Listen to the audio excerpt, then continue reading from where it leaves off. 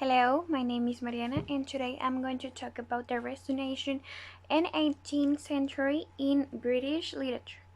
So first of all, this period starts since 1798 into the 18th century. Well, basically in this period, literature was considered a tool of knowledge, of understanding of the world, or basically. So first of all, writers were really like they appreciate what the nature was. For example, they were always observing the nature to express their beliefs. Okay, so they express, for example, the human nature as a view of the truth, basically.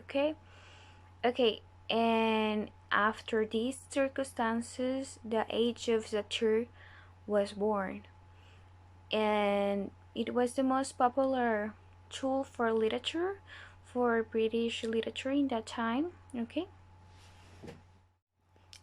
and also in this age, with the born of the satire, writers were it was better for them and helped them to express the ideas and express themselves, and they use the satire to educate the public through literature. Okay, and through the use of satire, the playwrights also incorporate themselves in their plays. For example, what was happening in that time, for example, in the social, in the history period, right?